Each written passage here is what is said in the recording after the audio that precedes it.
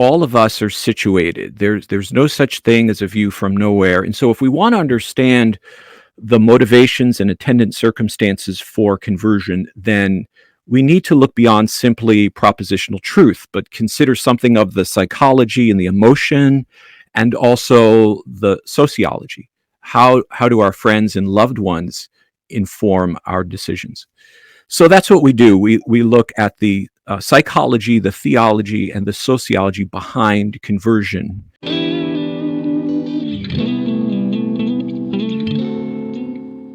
Welcome back to the channel, everybody. My name is Javier Perdomo. This channel is a place where I like to do videos on theology, on church history, and especially focusing on the interface between Roman Catholic apologetics and Protestant apologetics, insofar as Protestant's an umbrella, but in reality trying to delve into the specific traditions that make up that umbrella that are more comparable to something like Roman Catholicism or Eastern Orthodoxy.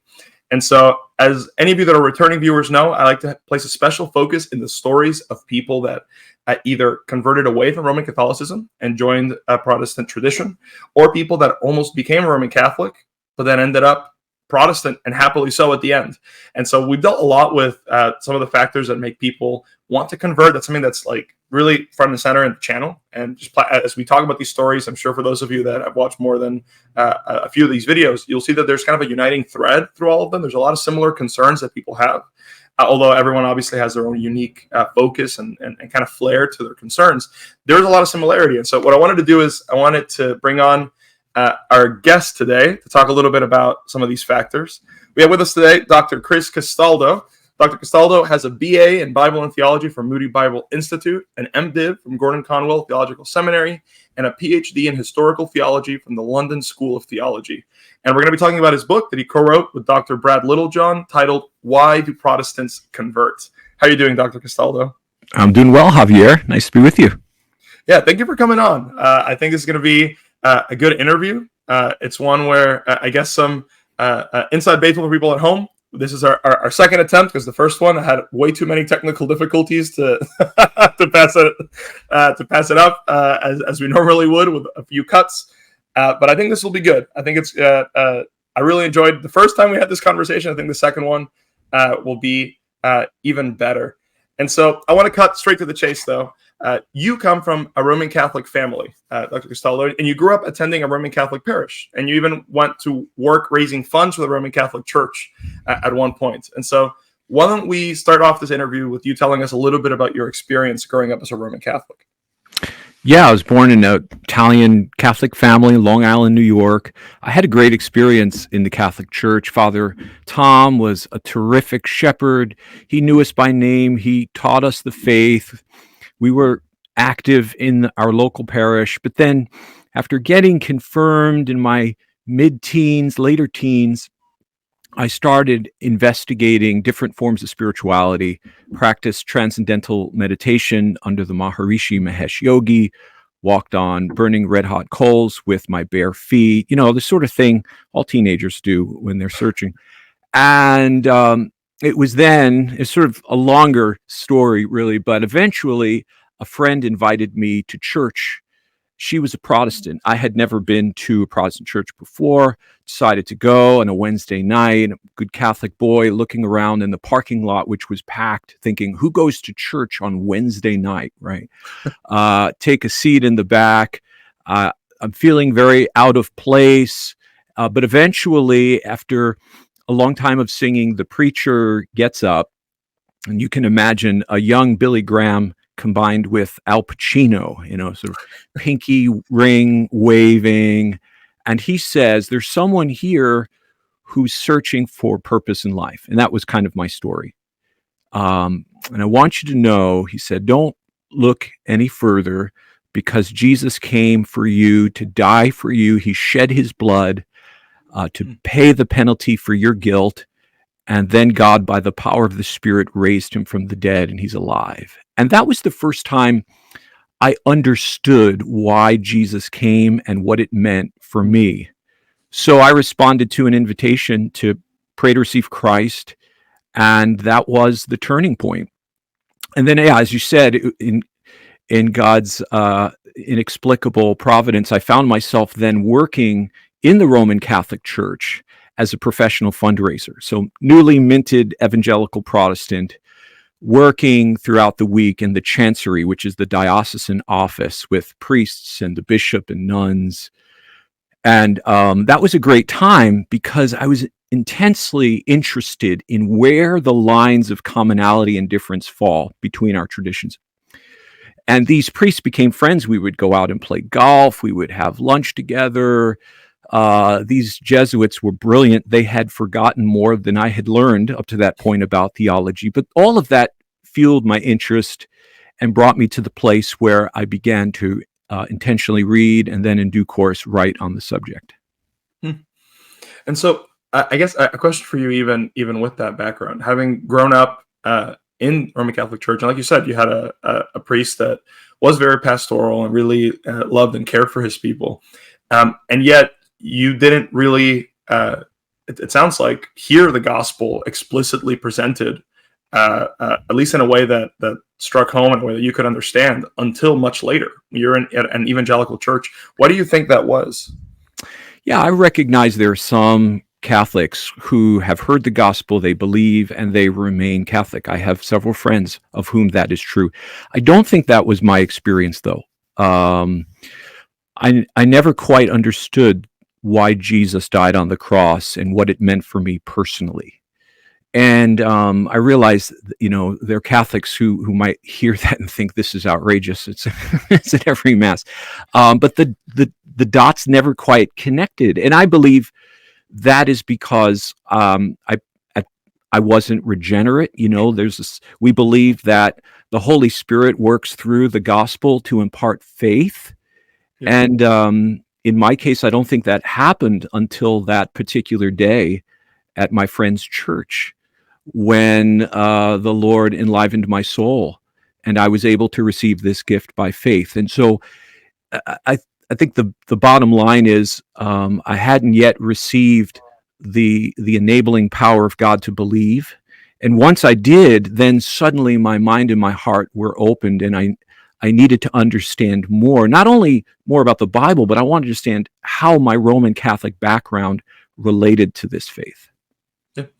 And so, how did you go then? From, like you said, you're brand new, freshly minted evangelical. You're raising funds for Roman Catholic Church. You're having these conversations, and then you've ended up as an evangelical pastor and scholar. Right, you're writing articles, sometimes even entire books, defending the Reformation, but then also trying to facilitate conversations between Protestants of various traditions and the Roman Catholic friends and family. And so how has that been, and how did you really end up doing that? Yeah, so after seminary at Gordon Conwell, I started serving at College Church in Wheaton. And as a pastor, I found myself walking alongside a few couples that consisted of a Catholic and a Protestant. Their marriages were struggling. In one or two cases, they were on the verge of divorce. And I was there as the pastor saying, look, there's enough common ground here for your marriage to stay alive. And I decided that if there were that many people struggling with this, there were perhaps others. College Church is quite large. So I offered a class on a Wednesday night called Understanding and Relating to Roman Catholicism. There were 70 people who turned out. And every time thereafter, the room was packed. So along the way, my colleague and our senior pastor, Kent Hughes, said, you've put your finger on a real need. You should consider addressing it more intentionally. Sure. So that's what gave rise to the first book I wrote called Holy Ground, Walking with Jesus as a Former Catholic. And there I kind of tell my story, try to understand why individuals leave the Catholic Church for evangelical Protestantism. So I interviewed 200 former Catholics with an online survey to ascertain what were the motivating forces behind your conversion. And it was such things as grace over guilt, relationship over rules, an appreciation for one's calling to serve the priesthood of believers, to use their gifts. And so this has been a focus of mine. And then I suppose that culminated in my PhD research, which is concerned with the doctrine of justification in two figures, Peter Martyr Vermigli, who was a Catholic turned Protestant, and then John Henry Newman, the Protestant turned Catholic. So I'm looking at their understanding of justification, but of course, integral to that whole story is the conversions that they both had, and so all of that gave rise to this volume with Brad, in which we're concerned about what conversion looks like in the other direction, not those who leave Rome for Protestantism, but the other way around. Yeah, and that leads actually perfectly into my next question, right? Which is that the title of your book, right? Why do Protestants convert? Right, and so you mentioned here a little bit about it. So why don't you tell us, and we'll dive a little bit more into it. Just generally speaking, then, what is the subject matter of the book, roughly in broad strokes, and we'll go into those.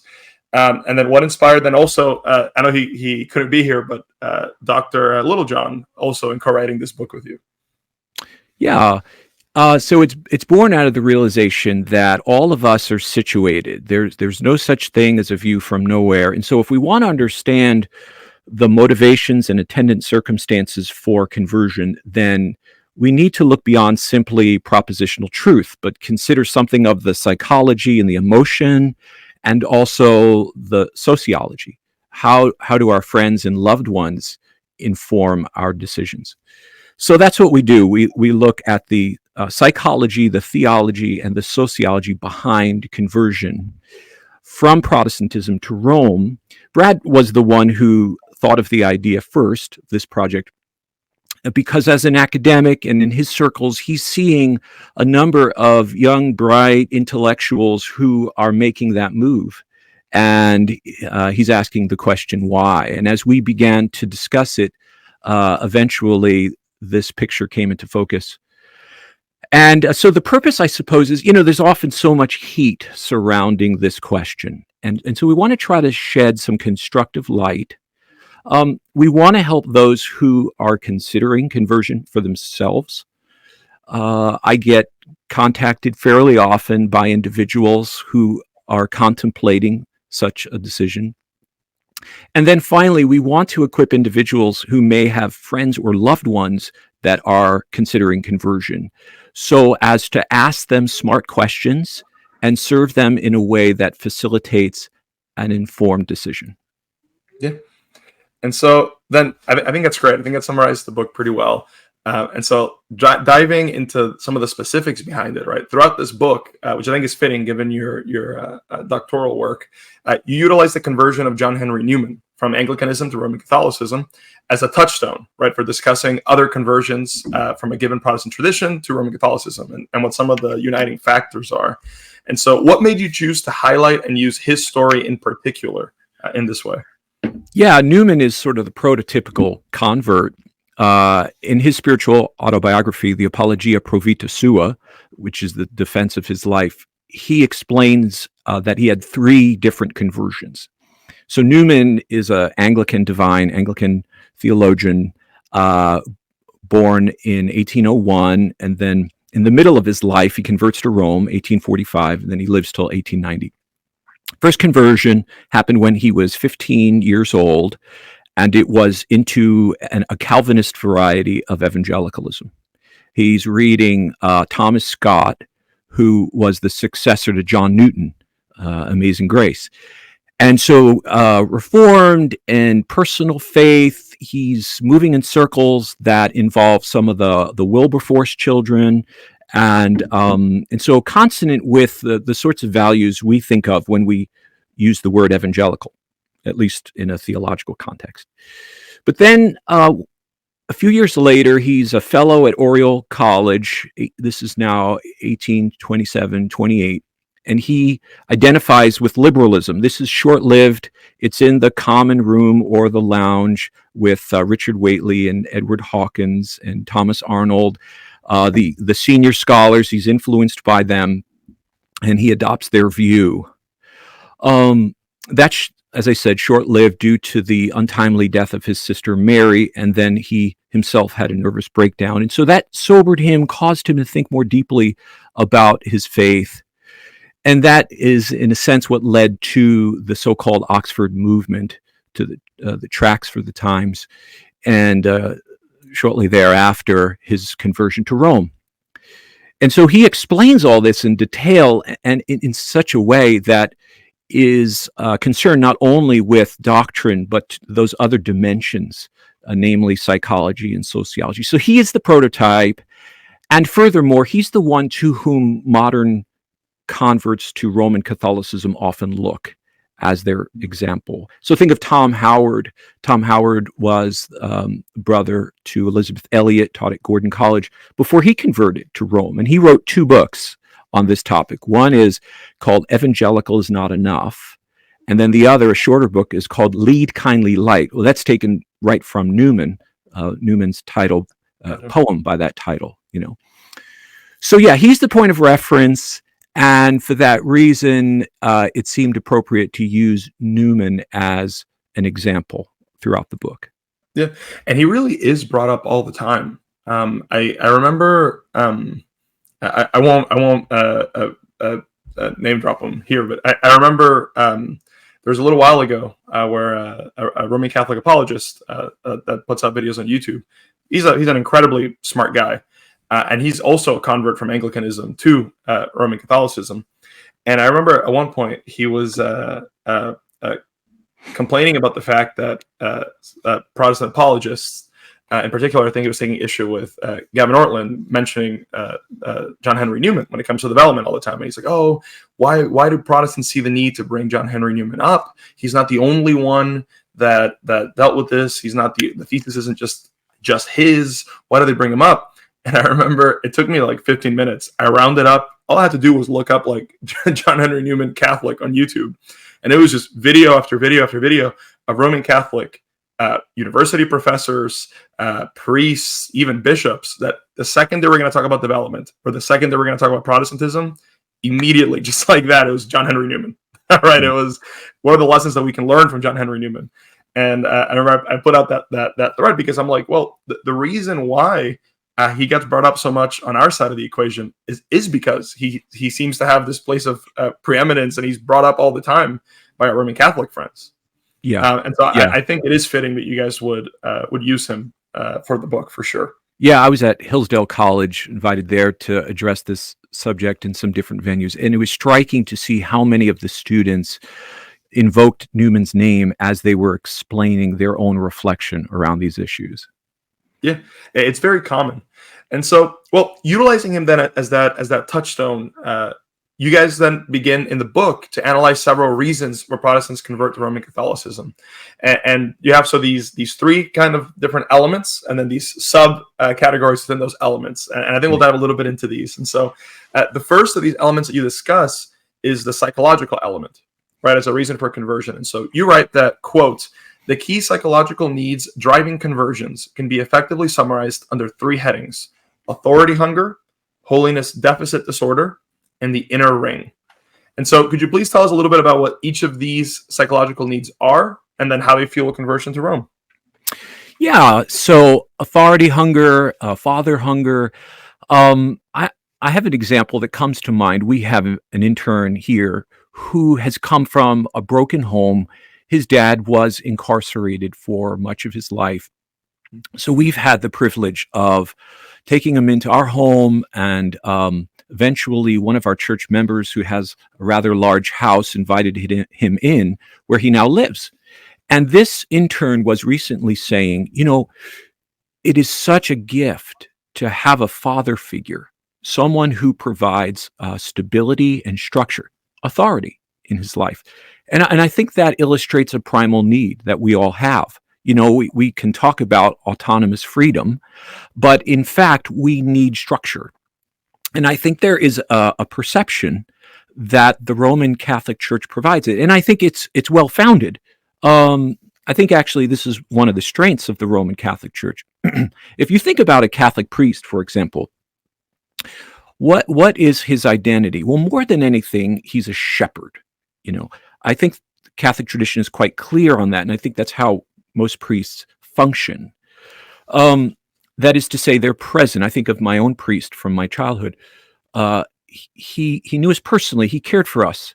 He listened to us, right? Um, Now, there are, of course, many radiant examples of shepherds in the Protestant tradition through the centuries and today. However, it seems to me, now speaking as a pastor, that there are other models that often compete and get in the way. You know, pastor as CEO, pastor as program coordinator, Mm. pastor as social media influencer, whatever, and we lose clarity on our central calling to be shepherds. Shepherds who, at the end of the day, only have four gifts that we can offer: truth, time, love, and presence. Mm. So I think that's part of what draws people to the Catholic Church is a desire for that. I mean, just think of, St. Peter's Basilica with the arms of Bernini's colonnade reaching out to the Via Conciliazione, the main avenue that takes you into St. Pete's. That's the image that is attractive to many people. Yeah, no, absolutely, and it's something that I think comes out a lot, and this kind of interfaces with a factor from the next set of conversion factors. So I won't go super into it now, but this goes hand in hand with the question of certainty, right? That we'll talk about it in a bit from the theological concerns. There seems to be, one of the main critiques that I hear a lot when you look, you watch videos from the Coming Home Network and from these other EWTN and these other Roman Catholic platforms that discuss conversions to Rome, and that's something that you really hear from a lot of these people. It's, man, I was sick and tired of having to figure out what I believe in. It's almost like I wanted to have an authority figure that could tell me what I needed to believe, what I needed to do, what I couldn't do, and Rome gave that to me, whereas my local church didn't, or something along those lines. Obviously, it varies per person, but there does seem to be a general authority hunger, and I think that's the issue becomes worse when, to your point, when you have now, at least in America, but I'm sure that this reflects itself in other countries as well. In a lot of homes, you have a lot of brokenness. You have a lot of fathers that are missing from the scene. Right, and that's not when you bring up something like authority hunger, it's not a pejorative thing. It's like you said, it's a very natural thing that we all need. It's a natural thing that we all desire, and so I think it's fair to say, and you can see it through a lot of these conversions, that there's something in us that wants that authority, and there's something attractive about Rome that says, hey, we have this impressive magisterium that will be the final authority for you. Yeah, and there's a danger to that too. I mean, let's not forget that when Lord Acton said at the end of the 19th century that power tends to corrupt, but absolute power corrupts absolutely, he had the popes and the Inquisition in mind specifically. How do historians do their work and describe these figures in a way that is just and true? And there's a real danger when you have a hierarchy, an authority structure, for that authority to be abused, and that's part of the story also. Yeah, absolutely. And so the next one of these factors is the holiness deficit disorder. And so why don't you tell us a little bit about what that is and how that drives a conversion? Yeah, so this is a perceived lack of holiness, reverence, awe that we find in many contemporary evangelical churches. And I think this is a fair critique. I think it's often a desire to do evangelism in a way that connects with the community that can drive a consumer-oriented approach.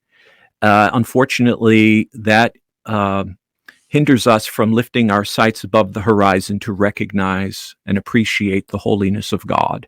I was recently revisiting Alan Kreider's book, The Patient Ferment of the Early Church, and there he argues that the reason why the early church flourished wasn't so much because of outreach methods, early Christians recognizing the needs of their pagan neighbors and meeting them so as to draw them in.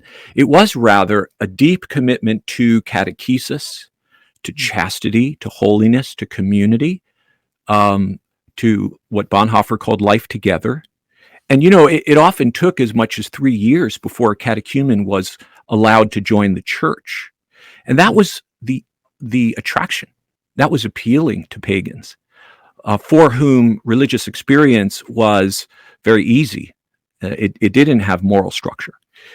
I think that's what we need today, and I think this is part of Kreider's project, is to say, look, the seeker-sensitive church has not only dented but undermined that calling in so many ways, and people long for a holy God.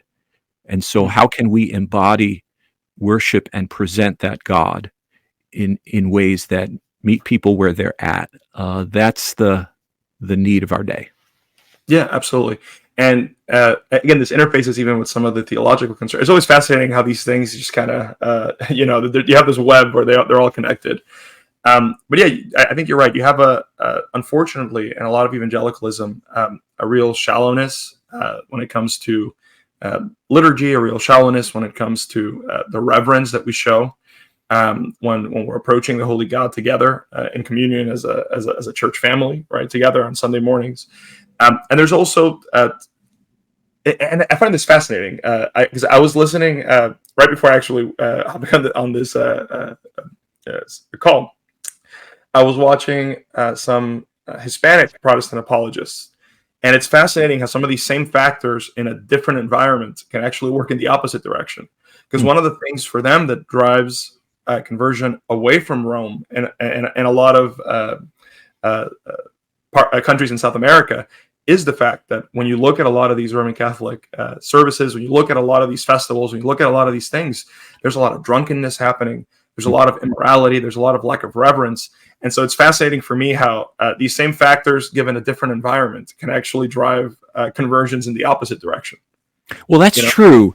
For a while here in the Chicago area, we would say that the largest Catholic church around was actually Willow Creek Community Church, because according to their research, 68 to 70% of their congregation consisted of former Catholics who are in a certain sense still Catholic. They may not be in a state of grace, but they're still understood as Catholic. And they were the biggest, And so you ask the question, why? And I think there you have people who want a fresh, personal, lively encounter with Christ. They're finding it there.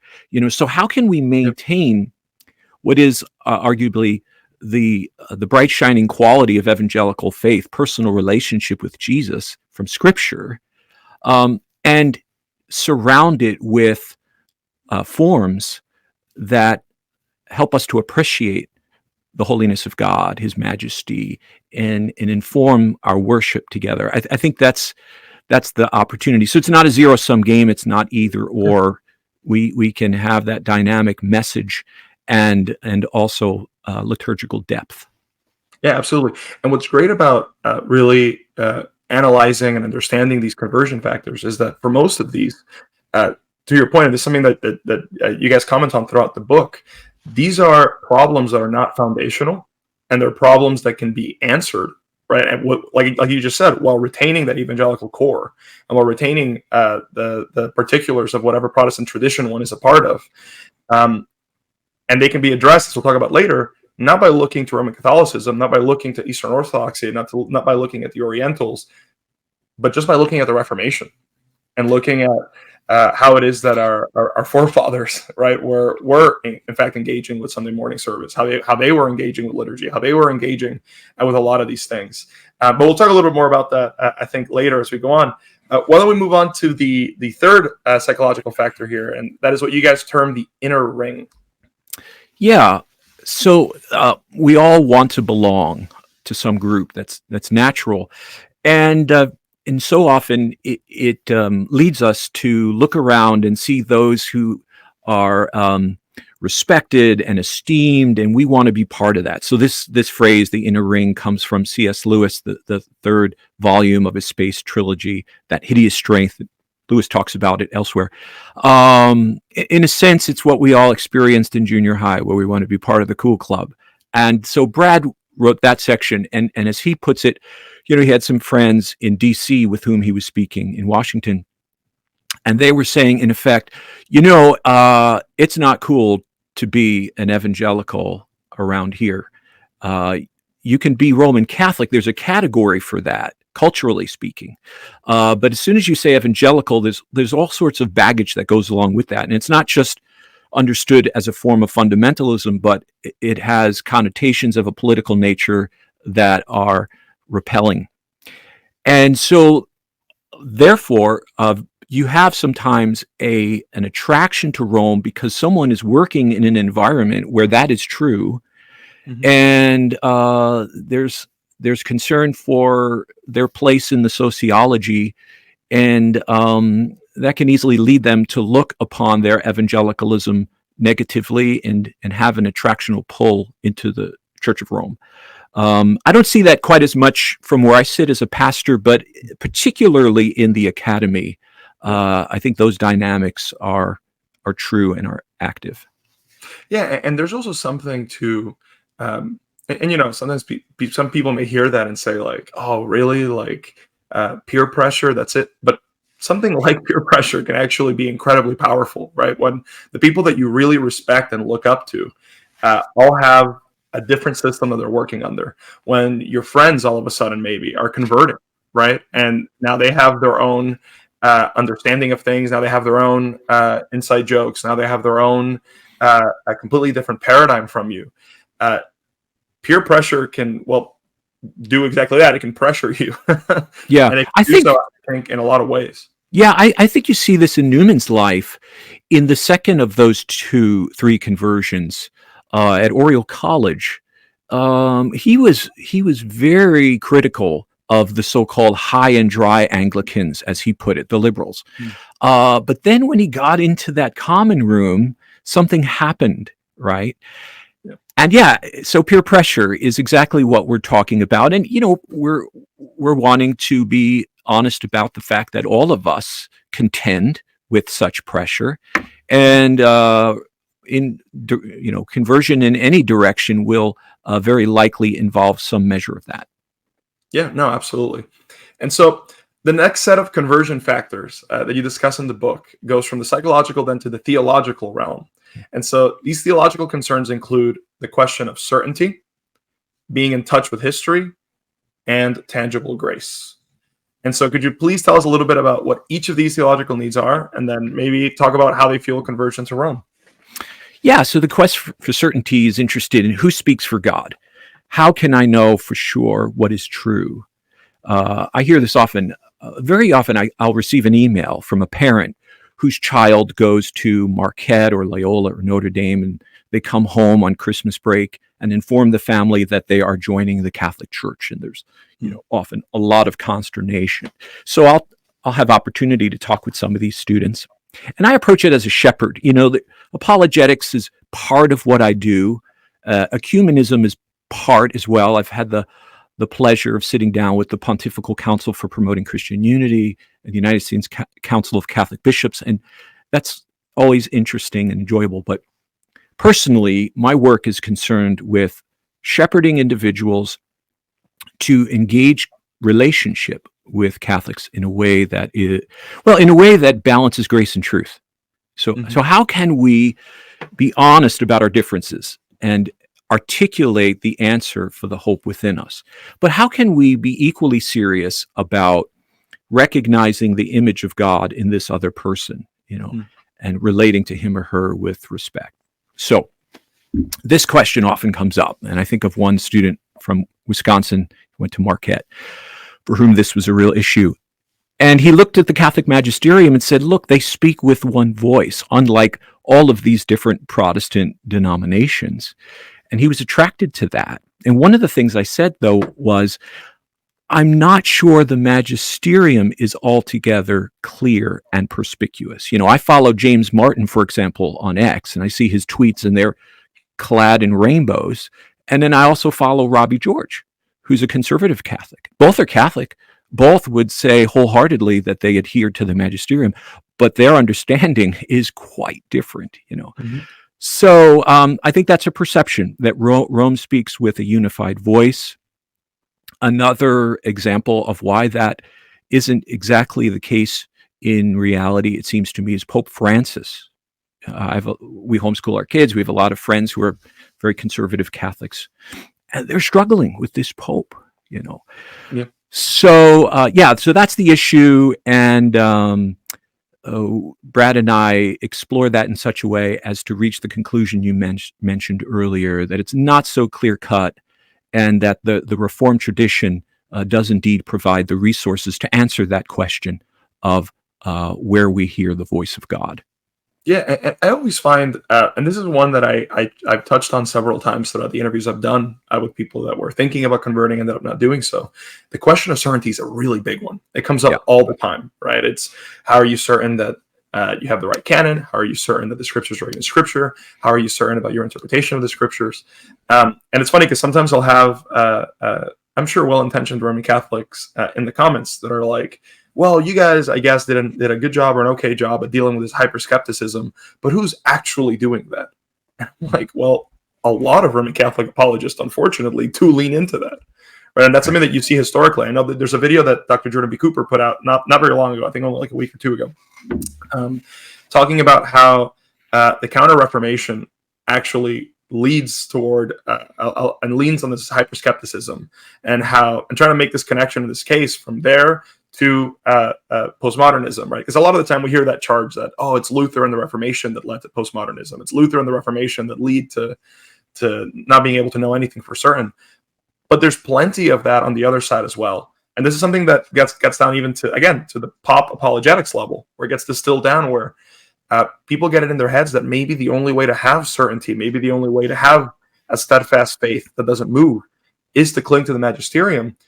But then they fail to realize that, and this is something that I really always want to focus on when I have these interviews and make my content, is a lot of these critiques that Rome's apologists launch, they fall short because if, we have good answers to them, but let's say that we didn't, a lot of these critiques would threaten to topple them too, right? When it comes to asking, and I mentioned this in other videos, but when it comes to asking, for example, how do you know infallibly? If you don't have an infallible list of infallible books of scripture, then how could you have scripture at all, right? And they fail to see, well, wait a minute, how would we figure this out? If not self-authentication, then how would you even be able to figure out the infallible list of infallible magisteriums, right? You're saying that the list only contains one, but how could you figure that out infallibly?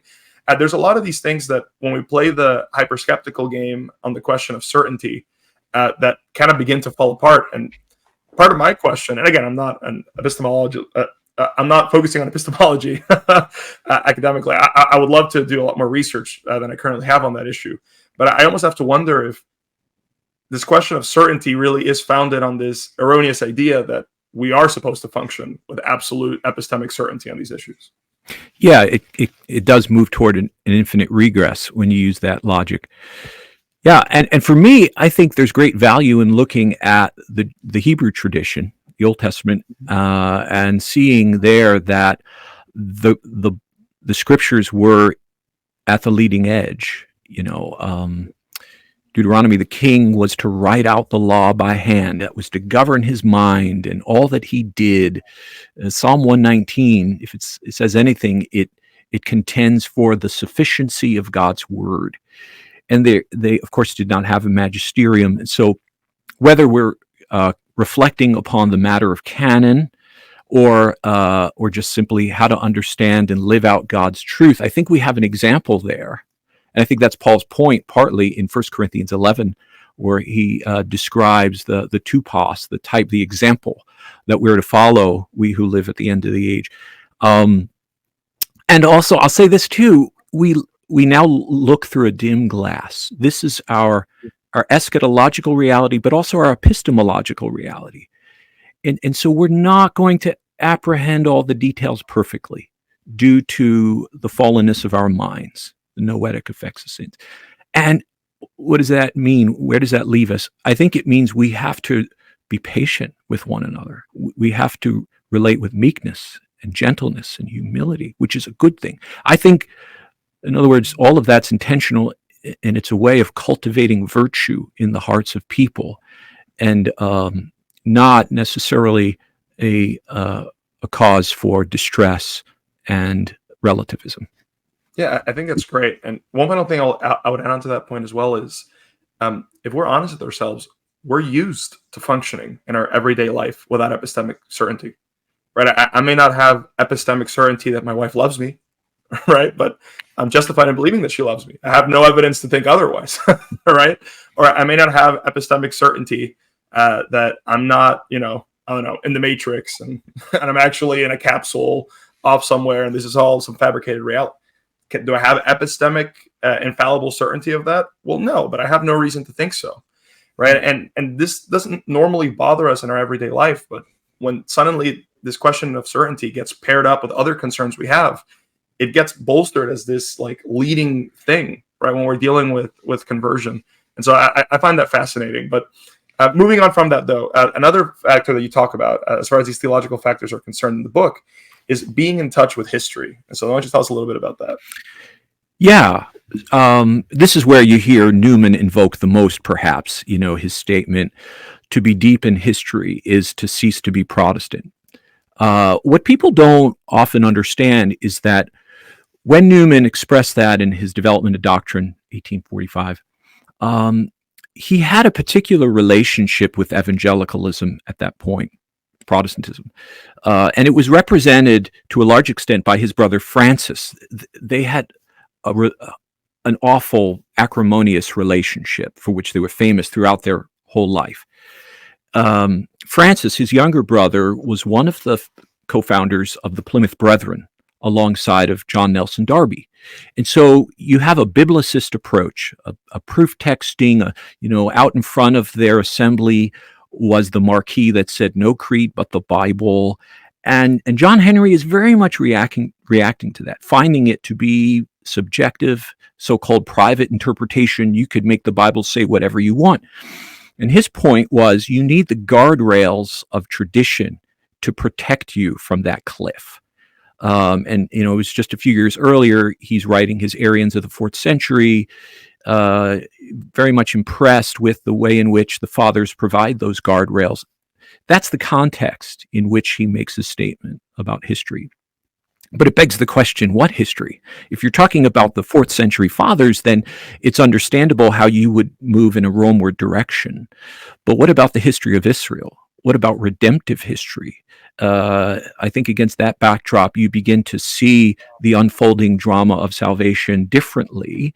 And I would contend it leads you in a more of an evangelical Protestant direction, in as much as the word is at the very center and Jesus is in the spotlight. And yes, the church matters and those ecclesial liturgical forms are important, but they can't get in the way of that vision as they often do. So, but yes, so the point there is just that a desire for rootedness in history is deeply important for converts, and very often they find it in the traditions of the Roman Church. Yeah, and I find that even with being in touch with history, again, this is something that really is an issue that we've kind of brought up upon ourselves in a lot of evangelicalism and a lot of Protestantism today. For a lot of people, especially in low church evangelicalism, in their minds, it's almost like church history is, like the Old Testament, the New Testament. Maybe some of them might know Augustine, and then suddenly it's like, bam, then you have Martin Luther, Calvin, and then like another fast forward and like, oh, now we have like Billy Graham. There's just a lot of holes that kind of need to be patched up there.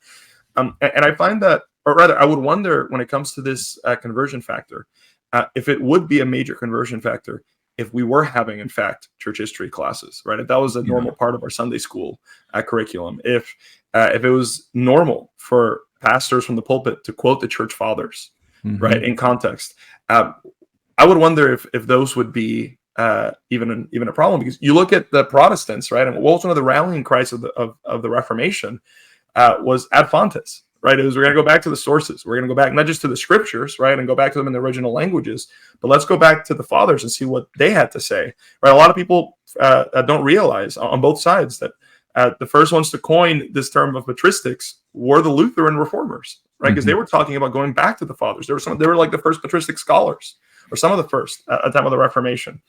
But for some reason, we've just kind of let this leave our hands, and we've become very ahistorical. And so, why do you think that is? And how do you think we should go about, or how can we learn from the our forefathers in the Reformation for fixing that? Yeah, I have a name to describe what you just said. It's called the ditch theory, and it's kind of the assumption underneath the popular evangelical telling of church history. So you have apostolic faith in all of its purity and fidelity from Jesus to Constantine, then 313 AD, the Edict of Milan. The faith falls into the ditch. There it remains for centuries until 1517, Luther nails his theses, at which point Christian faith comes 3/4 of the way out of the ditch, and there it remains until the founding of my particular denomination or church, and it's woefully reductionistic. It doesn't work. And yet, I challenge you, listen to what is said in the name of church history in so many of our circles. It betrays that sort of historiography, those assumptions. And we need to do better. We need to do precisely what you said, Javier, which is to read from the various centuries. And we try to do that here with our interns. You need to read Gregory the Great. If you're going to read one thing as a pastor, go there. Benedict's Rule, read Augustine's Confession, see what he says there about friendship. Read Clairvaux on loving God. Read Martin Bucer on concerning the care of souls, this sort of thing. There's light, there's illumination we don't have access to if we limit ourselves to reading authors from our own day. And so you said it exactly right. Let's incorporate that emphasis in all of our preaching and teaching. It's a gift that our people desperately need. Yeah, absolutely. And so, moving on to that third theological factor, you titled it Tangible Grace. Mm-hmm. And so, why don't you tell us a little bit about that? Yeah, I have just a little quote here from Michael Nazar Ali, is a convert to Rome, 2021. He was a champion among Reformed Anglicans before he converted, to the consternation of those Anglicans. And here's what he says along this line. People want a sense of the presence of God and the teaching of Christ when they go to church. They don't want a happy, clappy chat show. It's what the Anglicans have called the beauty of holiness. I think that's right. So, think of your typical megachurch or church plant in a warehouse. There's no aesthetic value. It's probably not an accident that when Bill Hybels started Willow Creek, it was in a movie theater. And there was no display of the cross or other Christian art. And I think many have gotten to the place now in which they're tired of that. They want historical rootedness. They want beauty. They want texture. Von Balthasar has done a Catholic Swiss theologian, has done a lot of work on this, theological aesthetics. And somewhere I think I read him talking about the transfiguration, the way in which heaven comes down to earth and we experience it, the great cloud of witness. That's the kingdom that we want to come, not only in terms of God's saving truth, but also his beauty. There's something to that. And so it's a felt need. It's a motivating force. But again, one need not go to Rome in order to find that. The Lutheran tradition, the Anglican tradition, has a very nuanced, robust, thoroughgoing set of forms to be used in liturgy. Beautiful churches. I think today, even among evangelicals, there's a volume by Jonathan Gibson, Be Thou My Vision, which is sort of a popular form of this. And it's really, I have some friends at Crossway, and they were telling me it's sold really well. I think that reveals a hunger for more texture, more depth, more intentionality in this area, So yeah, let's affirm it, and let's also realize that Rome is not the only place where you find it. Yeah, no, absolutely. And again, just to be clear with people at home, like even right now, as of this moment, I'm working at a church plant, right? And so obviously you have situations where you can't have this, right? You have situations where like maybe you don't have your own building, or you're you don't have it in the budget to have these beautiful mosaics or to have these great structures. But the point of, I think, part of what you're saying here is when we do in fact have the resources to do that, then I think it behooves us to have our architecture, our decorations, our even just aesthetics on Sunday morning. They should reflect the glory of our theology, and they should reflect the holiness and the glory of our God. And there's nothing wrong with. I think for a lot of evangelicals, there's almost something like pretentious that they see about that, where they're like, well, but why would I want that if I can worship my God in a warehouse? And it's like, well, no one's saying you can't do that, right? Like, absolutely. No. If we had nothing but a warehouse to worship our God in, we absolutely would worship him in a warehouse. Right. But if we have the ability to do something more, if we have the ability to, not in some sort of deceiving way, or not in some sort of pretentious way, but in some sort of a humble and honest way, to say, man, my God is so glorious that if we're going to get together and worship him on Sunday morning, and I have the ability, I want to have a place to worship him, where when someone comes in and says, what is this place about? They go, whoa, there's something that feels transcendental about this. There's something that feels otherworldly about this. And if we believe that, we really do belong to another kingdom, right, then I think there's something that's something that we should care about in the present day as well. Yeah, that's right. But so, and you mentioned here, when it comes to tangible grace, Anglicans and Lutherans, right? And so for a lot of, for several Protestant traditions, Anglicans and Lutherans, I think first and foremost here in my mind, this idea of tangible grace, beyond just the aesthetics of Sunday morning or beautiful architecture and art, but actually theologically, like extra nos theology, right? Looking to the sacraments, looking outside of themselves to the sacraments. They do this as well. Right, and they would actually argue, especially both of them would, but especially Lutherans would argue, like, hey, we do this more than Rome. Right, we care about baptism more than Rome. We care about the Lord's Supper more than Rome. That's why we give the cup and the bread to the laity. Right, that's why we've in our theology fixed this early patristic understanding of the direction being God giving his gifts to us, and not the priest presenting something to God. And yet, people either completely skip over Lutheranism and Anglicanism a lot of the time in these conversions, or if they go there for a few months, and then they immediately skip on over to Rome. And so why do you think that is?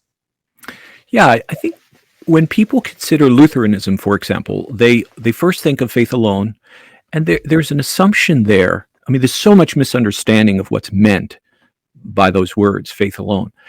And it's perceived as an approach to faith that is just propositional. Just say a prayer and you're set. Faith alone. There you have it. Failing to recognize that, as you said, the sacraments, those visible words, as Augustine put it, are equally central. In the Reformed tradition, Thomas Watson talks about the spiritual feast. Vermigli uses this metaphor of a sword or a piece of iron thrust into the fire, and it glows hot. And so the bread and the wine in the communion, when the word of God is spoken, are energized. They're imbued with the presence of God, and that has a sanctifying effect. And so that's very much part of the magisterial Reformation. And yet, you're right, we tend to overlook it. In the case of Anglicanism, I suppose it depends on the type of church you're in. You have the higher church and, of course, the lower. In that case, there's a very rich, explicit, emphatic insistence on the beauty of holiness, if one is not part of the lower church tradition, if you will. And so, yeah, again, you have this deposit. We have this gift that the Reformation offers, and that's what we're trying to do, is to help people recognize, if that's what you're looking for, in addition to considering Rome, you really need to broaden the scope of your outlook and see that the very same gifts are offered to you here. Yeah, absolutely. I would also wonder if part of the reason why Lutheranism and Anglicanism is either skipped over or briefly gone through is because, again, we have this shallow understanding of Catholicity, right? With lowercase c, Catholicity, where I almost feel like some of the conversations I have with people that are considering conversion, Anglicanism and Lutheranism, like their high liturgy, their emphasis on the sacraments, it's always processed in relation to Rome, as though it's derivative of Roman Catholicism, as though it's like just something that is, well, kind of like Roman Catholicism. Something that I think I've mentioned on the channel briefly before was when my wife and I visited a Lutheran church. As we were off, we had a Sunday morning off, and we were like, well, we could go to our home church. Odds are, if we probably go to our home church, we're going to end up wanting to help out and serve anyway. So let's just go visit another church, and we'll be back next Sunday. And we visited a local LCMS church. And one of the first things that happened when we walked in is, and again, very nice gentleman there who was part of the coffee team. And he came up and he welcomed us. Hey, how are you doing? Are you guys are new? I was like, yeah, we actually we work at this other church. And well, the first thing that he said is, oh, and you guys are coming to like the high church service? Well, let me tell you, it doesn't get any closer to Catholicism than that. And I remember I chose to take that as a joke. My wife was really upset because she was like, why would he say that? She's like, man, what if we were people that were struggling with this and came here and we're like, well, maybe Lutheranism might have, and we're being now told that, no, really, this is just pretty close to Catholicism, like capital C Catholicism. And she was like, why would they say that? And I'm sure he was just joking, right? It's not to be negative on him, but I feel like that's a general thing that I see also is these traditions are never seen as standing on their own right. They're always seen as somehow being like the ugly stepchild of Rome or something like that. And I would wonder if people would skip over them less if we understood that they're not trying to be like Rome. They're trying to be like the early church. Yeah, that's right. This was significant for Newman. He read an article by Nicholas Wiseman in the Dublin Review, which Wiseman was the Catholic archbishop, compared the Church of England to the Donatists of Augustine's day, and suggested they don't have a compelling claim to Catholicity. And that was significant for Newman. He began to see himself and his colleagues in the Oxford movement in a different light as sectarian. And so all of that begs the question of, what is the Catholic Church? And what's the criteria for defining it and recognizing it? And the liturgical forms that come to us from church history are part of that picture, to be sure. But from an evangelical point of view, we would insist that it is the central message of the gospel. It is the community of faith that is called to come together and preach that gospel and administer it through the sacraments, hold one another accountable. That those are the marks, you see. And so I think when you boil it down, a lot of it is concerned with what's the defining character of the church, and the way you answer that question is going to influence whether you move in a Protestant or Catholic direction. Yeah, absolutely. And so those were the theological factors, or some of them. The next set of conversion factors that you discuss are the sociological concerns that people have. And so the points of importance that you bring up here are also threefold. They are being tired of division, being tired of shallowness, and being tired of irrelevance. And so why don't you tell us a little bit about what each of these concerns are, and then how they fuel conversion? Yeah, for many, they get tired of the variety of different traditions in Protestantism, different denominations. And it's not just that the variegated nature of the movement. It is the acrimony, the combativeness that often goes with it. Mm-hmm. And people get tired of that. And I don't spend a lot of time on Twitter, but I'm on it long enough to appreciate how wearisome that can be. And so what can we do in order to showcase the unity of the Spirit and the bond of peace? I think practically that's the question that's before us as Protestants. I'm grateful to have a grant from the Center for Pastor Theologians, with which I gather pastors from this area, from different denominations. And that's an opportunity for us to be together, learn from one another, to, in some sense, showcase our unity.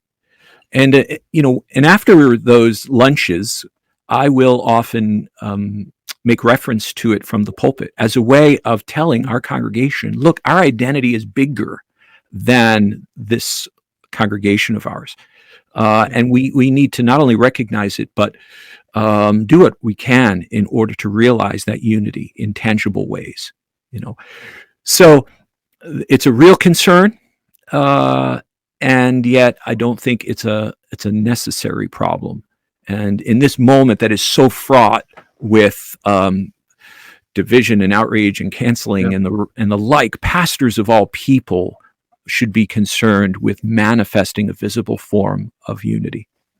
Yeah, I mean, and the Lord Jesus Christ himself, right? One of his prayers for the apostles was that they would be one as he and the Father are one, and that we would be known for our love for one another. And so, to your point, I think that is a fair critique of a lot of, unfortunately, just the church today, even at large. There's a lot of division. There's a lot of callousness and lack of love toward one another. There's a sheer lack of deference that we pay to one another. And I don't even have much to say besides just I agree. Also, having been on Twitter for more than a few minutes, I agree with you. And I think even what you pointed out is a great way to showcase the fact that we're not completely divided. Something that I've thought of in the past as well is even, and there are some churches in some areas that practice this, even situations where if someone is under church discipline, right, and they just up and leave. People are used to this idea where you just up and leave and you go to the church on the street and it doesn't matter. I think I have a friend that's mentioned, I think in his area, a lot of the churches cross-denominationally have this agreement where it's like, or they have an agreement where it's like, well, if we put someone under church discipline and they just up and flee and they go to your church, they notify each other. And then that person is told like, hey, you need to go back and be reconciled with your church, right? And you need to figure out, and it's they'll look into it and be like, well, why is this justified? This church discipline, what's going on? But if it is, it's like you need to go and be reconciled, not be fleeing to somewhere else. And so I think there are practical steps that can be taken. To your point, events that we do with one another. I think linking arms on issues that are really important, right? Whether it's abortion, whether it's the LGBT issues, whether it's whatever else it may be, visibly linking arms together and being active in pushing back on ideas of the culture that are unbiblical would definitely help. And so, well, that was the first sociological concern. The next one was being tired of shallowness, and that one we've touched on a little bit. But why don't you then explain a little bit more on what that is? Yeah. So you go to some churches and it looks more like a concert with perhaps a TED Talk. That's the way it's sometimes described. As I say a little bit cheekily, the pelvic thrusting praise teams and all the balloons and ice cream. And I took my boys this a few years ago to a church out here out west where they had an animator from Disney on a Sunday morning sharing his testimony. He came from Jewish background, and it was a riveting story. But this was the Sunday morning sermon. Oh. And for the offertory, they had Buzz Lightyear and Woody singing You've Got a Friend in Me. And I remember my son, who was about 8, turning to me saying, Dad, is this church? Is this Sunday morning worship? I said, yeah. So that's the shallowness that we are facing. And here we need to grab hold of the pastor theologian vision. We need to go deep. We need to remember that for centuries, pastors were the ones who were raising the bar intellectually, who were not only reading good books, but were sharing that content with their people and offering that insight and those sources to the church. So this is the prayer that many of us have now, that today would be one in which there's a renaissance of not only recognition, but a hunger and a thirst for that kind of substance. And now, do you find the depth and the food to nourish your soul in Catholicism? Well, I'm not sure it's as good as some converts suggest. The grass is always greener on the other side. And then you get into a local parish. Now, speaking as one who grew up Catholic and worked there for a few years, There's a big difference. There's a yawning chasm, in fact, between First Things Journal and your typical local parish. But there is a tradition of very thoughtful theological reflection from Rome, and I think that's another point of attraction that motivates a lot of converts. Yeah, I actually remember a few years ago. I think I mentioned this in the channel before, but one of the main reasons why I even got interested in this at all was when the COVID lockdowns happened, and they were just getting underway. And I was like, well, it looks like we're going to have some more free time on my hands. I should maybe look into this Roman Catholicism thing and finally hash this stuff out with my Roman Catholic best friend. And so we've had plenty of conversations on this issue, and to this day, he's still Roman Catholic. And we're continuing to have these conversations. But one conversation in particular that we had a couple years ago, when we were talking about, man, what are things that the other side does well? And to his credit, one of the things that he mentioned, right, because it's interesting thinking about this, because one of the things that I said was, well, I do think that a lot of the beauty and the reverence could be better, right? A lot of our, especially evangelical churches, there's also just a lack of thought that goes into the Lord's Supper. It happens like quarterly, if that, right? And which is very ironic, given the fact that that's one of the things that we wanted to make a continual reality in the Reformation. But putting that aside, that's something that I mentioned. Like, yeah, some of our evangelical churches could do a better job doing that.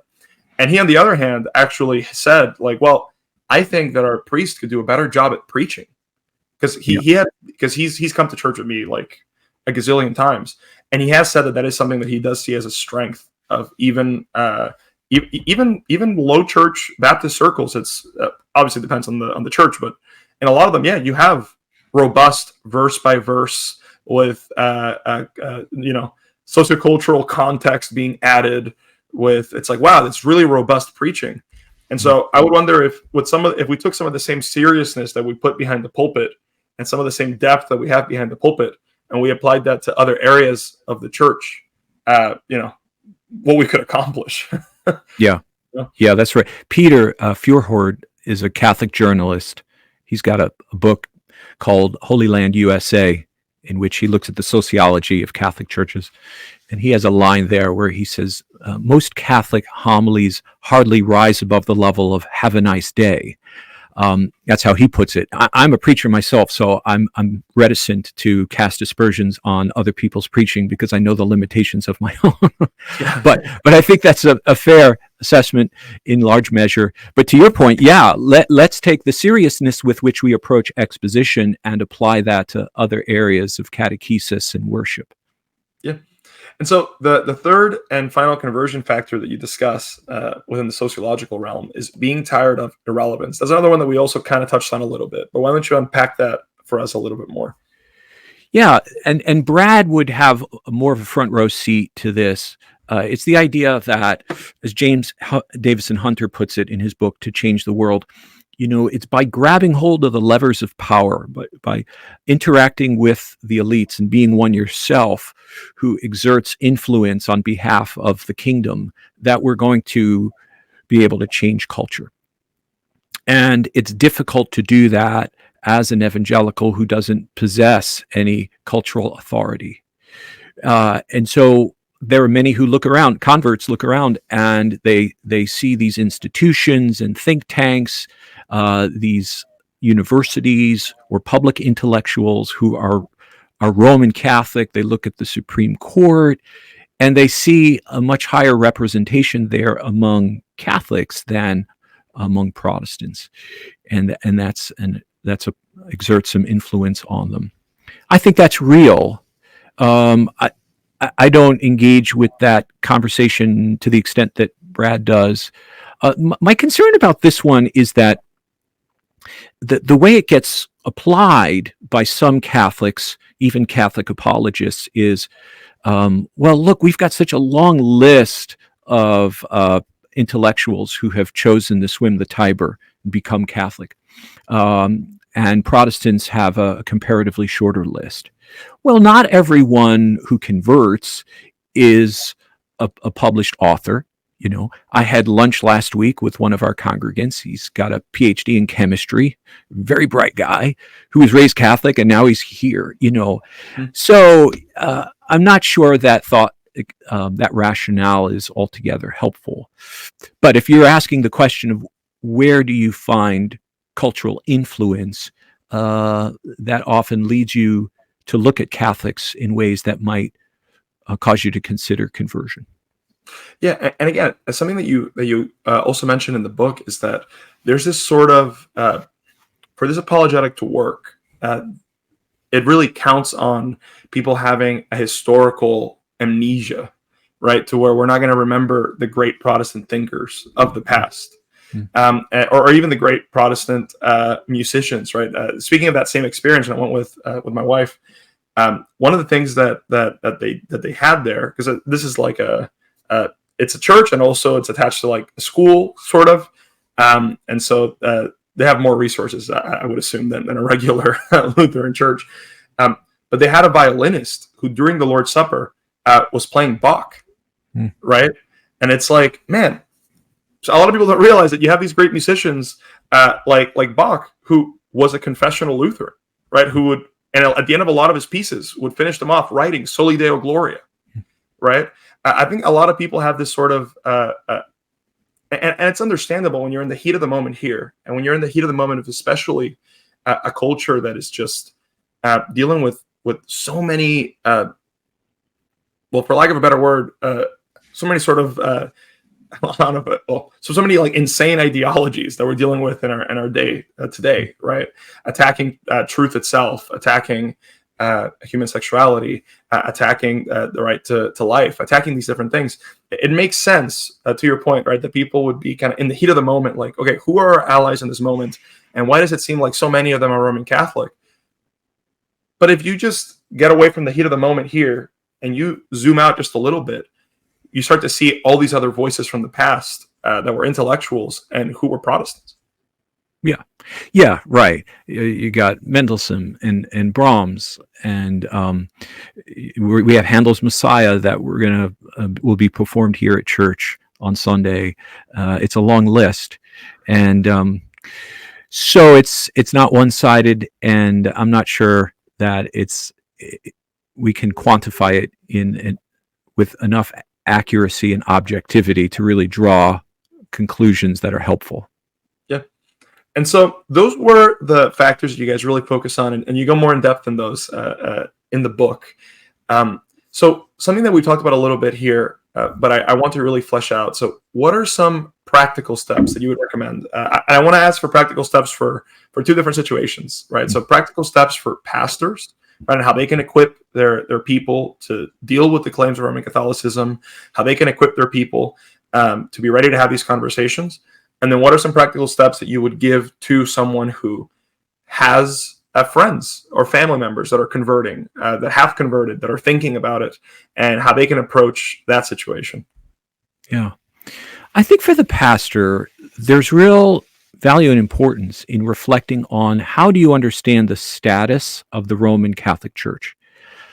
Very often we have different assumptions. If I go into a church to address things Catholic, and which I often do, usually I'll go to a Protestant church and help them, maybe pastors and elders, understand the teachings of Rome and what are some ways we can approach our Catholic loved ones in discussion about the faith. It's remarkable. I'll ask the question, how many of you consider the Catholic Church to be another form of Christianity alongside Protestantism? And half the room will be raising hands. And then I say, how many of you understand the Catholic Church to be sub-Christian, perhaps even cultic? And then the other half raise. And then these elders who have known one another for years and otherwise agree on most things doctrinal look at one another with incredulity. How can you believe that? And the reason is because the first group often looks at the Catholic Church through the lens of the creeds and says, well, look, we have basic agreement. And so, yes, there are differences, but our lives and our calling are grounded in the same basic faith. The other group looks at Catholicism through the lens of the Reformation. where at the Council of Trent, the doctrine of sola fide was anathematized. We understand faith alone to be the leading edge of the gospel, and the implication, ergo, the Catholic Church is not a gospel faith and is illegitimate even. Personally speaking, I find the question to be unhelpful and misguided in the first place. The question of, is the Catholic Church Orthodox, yes or no? And the reason is because it is so big, it is so variegated, that there's no way you can provide a clear and honest answer. Instead, I like to say, the Catholic tradition has the resources to speak with a voice that is orthodox, that resonates with our values as evangelicals, even the doctrines of grace. And on the other hand, you have resources with which the Catholic can confess a faith that falls woefully short, I would say.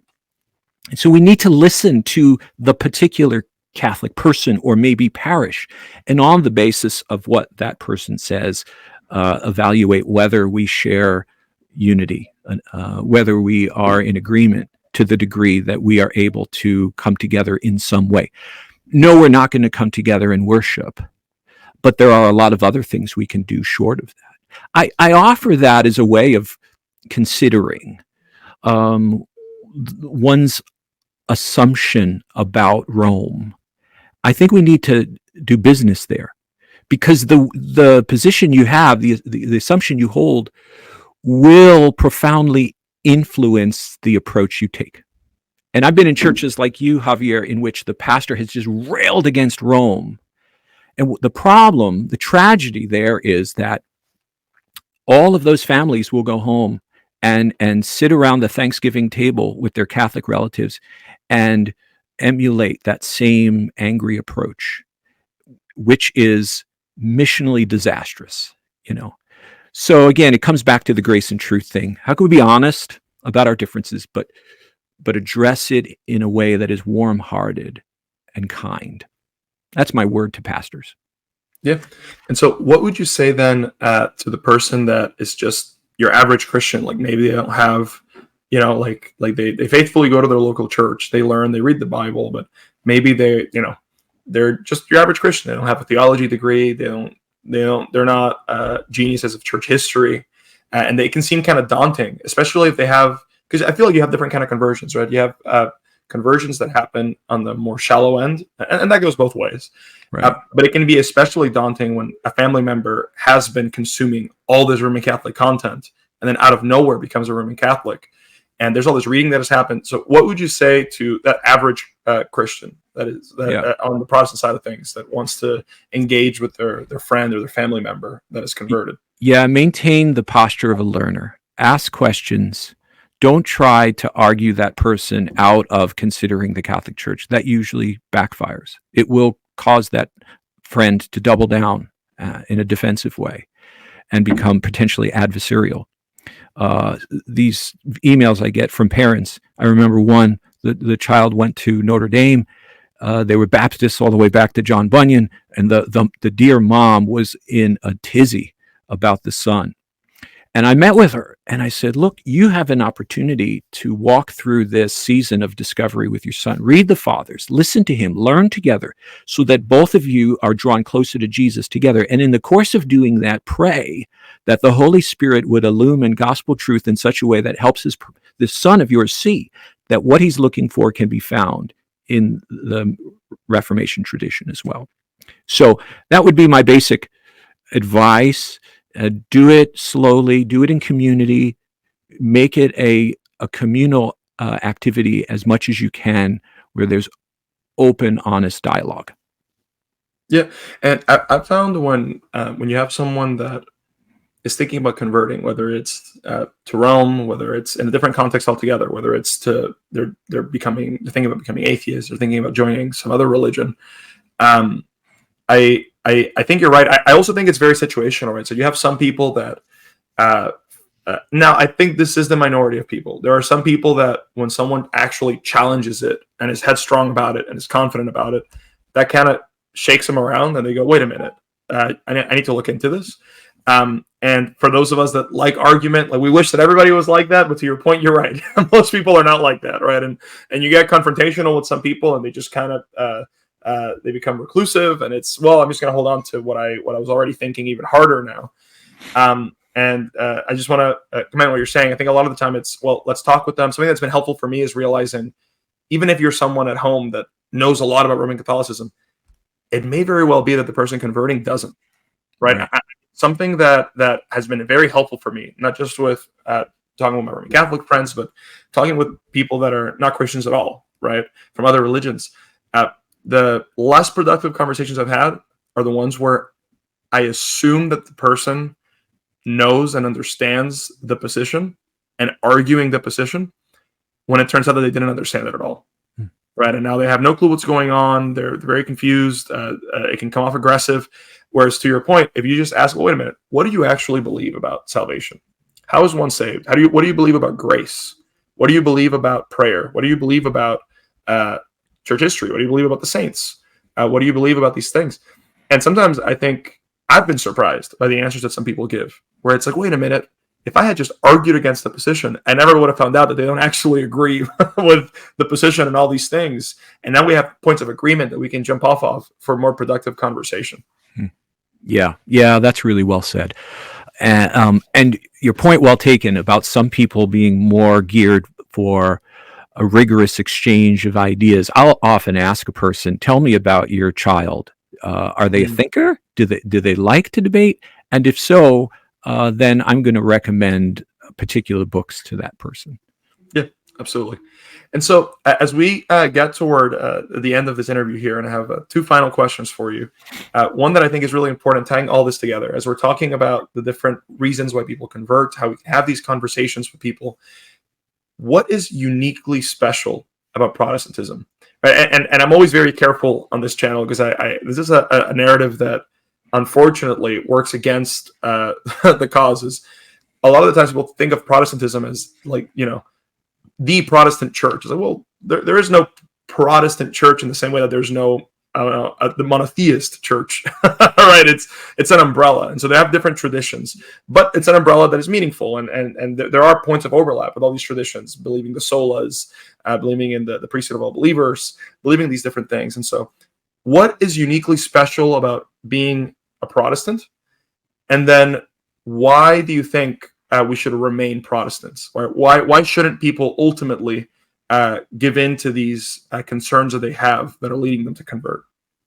Yeah. Well, you're right. Protestantism is a renewal movement. It's not a church. I think the answer simply is we need renewal. Are prone to wander, Lord, I feel it, prone to leave the God I love. And there is from the earliest days, an emphasis on semper reformanda, always reforming. And that's not true, at least not in the same way, in the Catholic tradition. So I think that's the gift that Protestant offers, that ad fontes impulse. Go back to the sources, read it, trust that God speaks through his word to your heart and mind, and maintain that posture of someone who expects to hear the word of God. I think that's the beauty of Protestantism.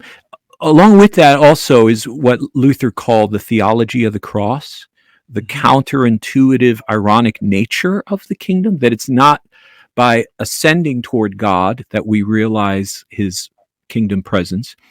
It is rather like Jesus, who came in Philippians 2 as a servant and humbled himself to the point of death, even death on a cross, the kernel of wheat that falls to the ground and dies. I think the Protestant tradition has captured that vision in a particular way and is supremely practical. I just finished a work on the Beatitudes, and right down the line, you see in regard to poverty of spirit and mourning and meekness and hungering and thirsting, it's in those places we encounter God's empowering presence. I think that's a central part of the Protestant tradition. So those are my two reasons, basically, renewal and the need to find God in the valley. Yeah. And so that leads us to then my final question for you, because we've touched on advice for pastors that have equipped their people, advice for people whose loved ones have converted, and I want to finish with a note that I like to finish a lot of my interviews with, and that is, what is the final word that you would like to give to any Protestants who may be listening, and maybe they clicked on here because they are the ones that are thinking about converting, right? Like maybe they've heard some of these reasons and they've said, okay, maybe some of those were concerns, or they are currently concerns that I have, along with other things. What would you say to those Protestants that are struggling with this ecclesial anxiety and who are thinking they're teetering on the edge of going to Rome? Yeah. For the person who is considering conversion, I would say take your time, read, think, pray. Um, don't do it alone, but talk with your pastor, talk with trusted friends, talk with family. Tell them about your questions and your concerns. Give them the opportunity to walk with you. Use wisdom. Don't tell people that are going to just hit you over the head and manipulate you. But let it be a season. Recognize that God's sovereign over these experiences, and He gives them to us as an invitation to go deeper with Him. So walk into it. Don't be afraid of it, and trust that God will guide you. That's for the convert. For the person who is talking with a friend or loved one, I would say avoid the extremes. On one hand, we can be like a foaming at the mouth pit bull, going for the jugular of our conversation partner, often out of concern, but it fails to recognize the meekness and the gentleness of Christ. Or we can be so open-minded that our brains fall out of our head, as it were, right? And we have no theological integrity. And so listen to the words of John chapter 1 and verse 14. Jesus came full of grace and truth. That's the ideal to which we're called, this perfectly balanced poise, which we won't realize, but we can seek it, and by God's grace approximate it. On one hand, truthful, and on the other hand, gracious. That is our calling, to embody and proclaim this person and to manifest his qualities among our Catholic friends. Yeah, absolutely.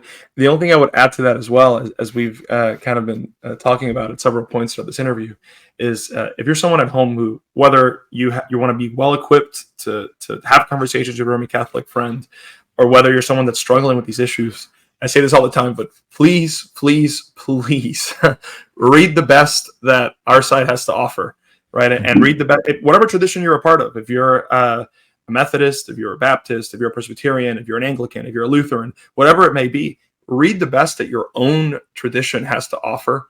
Go back to the reformers.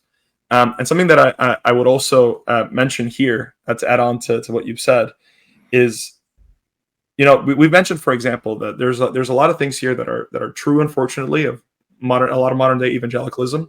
They're not true of all of evangelicalism. But even if someone says, no, I am decidedly just not convinced of, I don't know, my Baptist church, or I'm decidedly not convinced of Presbyterianism, or whatever it may be, it's important to remember that because Protestantism is an umbrella, there are other traditions and options in this umbrella. And it may be that some of the concerns that we have shouldn't take us over to Rome. Maybe they'll just lead us to a different tradition within the umbrella. And it's important for us to be open to that, and to just read good books, to read old books. Was it, I think, C.S. Lewis that said, for every new book that you read, you should read 2 old books.